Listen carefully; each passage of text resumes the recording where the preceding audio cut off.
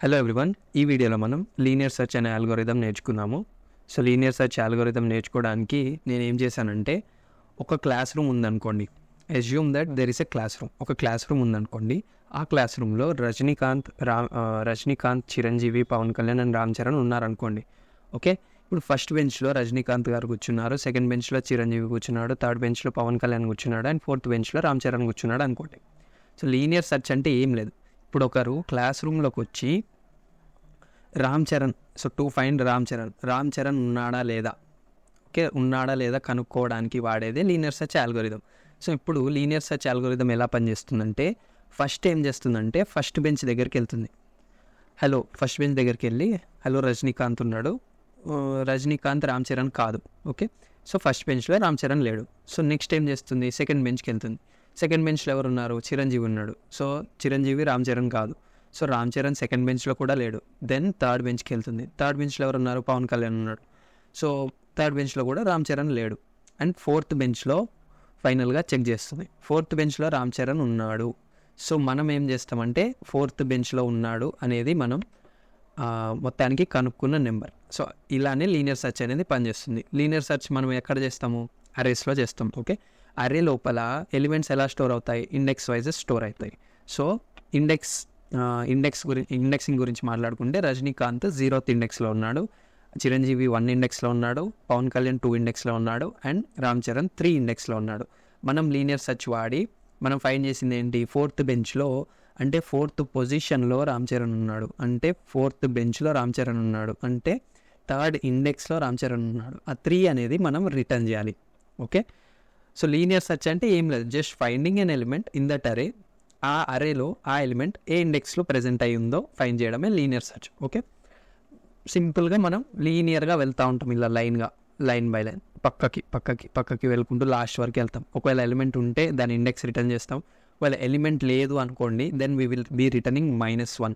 Okay, -1 that indicates that particular element is not present in this particular array.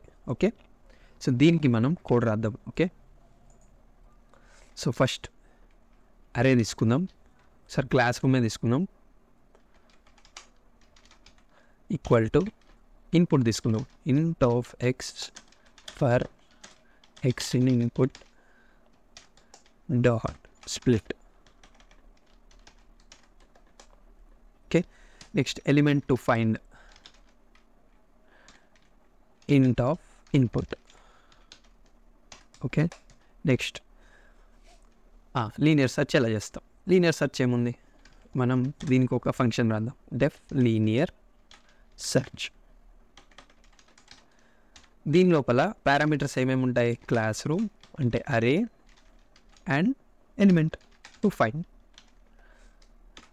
Okay, for i in range of len of అరే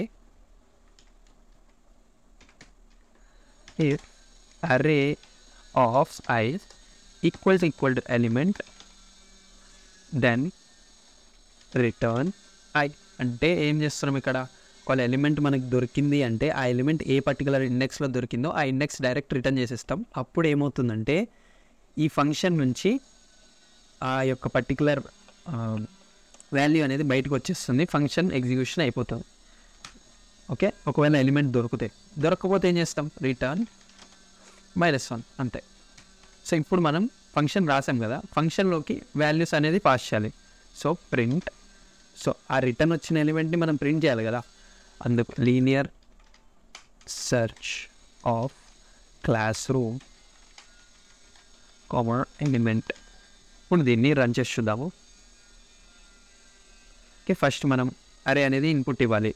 so మనం ఏమిద్దాం, 1 2 3 4 10 -2 3. Okay, చాలు. Next element to find ఇద్దాం. Element to find ఏమిద్దామంటే 3 ఇద్దాం. Okay, ఇప్పుడు మనకి output ఏమొచ్చింది, 2 వచ్చింది.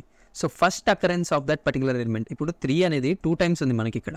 So second ఇండెక్స్లో ఉంది అండ్ లాస్ట్ ఇండెక్స్లో కూడా ఉంది, బట్ అది 2 ఎందుకు ఇచ్చింది, సో ఫస్ట్ ఎక్కడైతే మనకు 3 కనపడుతుందో దాని యొక్క పర్టికులర్ ఇండెక్స్ మాత్రమే రిటర్న్ చేస్తుంది. ఓకే, ఇప్పుడు మనం అరే లోపల లేని ఎలిమెంట్ కూడా ఇచ్చి చూద్దాము. సో 1 2 3 4 6. ఇప్పుడు మనకి -1 రావాలి. సో -1 6 అనేది ఈ పర్టికులర్ అరేలో లేదు అని దాని మీనింగ్. దీన్ని మనం చేంజ్ చేసుకొని కూడా రాయొచ్చు. ఒకవేళ ఇఫ్ కండిషన్స్ అవి పెట్టుకొని ఇఫ్ అంటే రిటర్న్ ఎలిమెంట్ -1 అయితే then we can print element is not present in that particular array అలా. అండ్ స్టేట్మెంట్స్ పెట్టుకోవచ్చు. ఇప్పుడు ప్రింట్ పెట్టాము, ఫౌండ్ ఎట్ అని ఒక స్టేట్మెంట్ పెట్టచ్చు. ఫౌండ్ ఎట్ ఇండెక్స్ అని పెట్టేసి ఇలా ప్రింట్ చేస్తే మనకి వచ్చేస్తుంది. చూడండి 1 2 3 ఫౌండ్ ఎట్ ఇండెక్స్ 2. సో ఇట్లా మనం స్టేట్మెంట్స్ కూడా ప్రింట్ చేయొచ్చు. ఓకే, ఇది లీనియర్ సర్చ్. అండ్ దీని యొక్క time complexity, worst time complexity big of n. ఎందుకంటే ఇప్పుడు నేను 10 ఎలిమెంట్స్ 1 2 3 4 5 6 7 8 9 10 ఇట్లా 10 ఎలిమెంట్స్ అరే లోపల ఉన్నాయి అనుకోండి. సో ఎలిమెంట్ టు ఫైండ్ నేను 10 ఇచ్చాను అనుకోండి. అది సో ఎగ్జిక్యూషన్ అనేది ఈ ఫస్ట్ ఎలిమెంట్ నుంచి ఈ లాస్ట్ ఎలిమెంట్ వరకు వెళ్ళాలి. వర్స్ట్ కేసులో ఒకవేళ ఎలిమెంట్ అనేది లాస్ట్ ఎలిమెంట్ కానీ అసలు ఎలిమెంట్ లేదు అన్నప్పుడు అయితే లాస్ట్ వరకు వెళ్తుంది. సో ఎన్ని ఎలిమెంట్స్ ఉన్నాయి? n ఉన్నాయి, అంటే 10 ఉన్నాయి. సో 10 టైమ్స్ మనకి లూప్ అనేది రన్ అవుతుంది. సో n ఎలిమెంట్స్ ఉంటే n టైమ్స్ లూప్ అనేది రన్ అవుతుంది. వర్స్ట్ కేస్ టైం కాంప్లెక్సిటీ ఇది. So big of n. Okay, thank you for watching this video. ఇంకో వీడియోతో కలుసుకుందాం. బాయ్.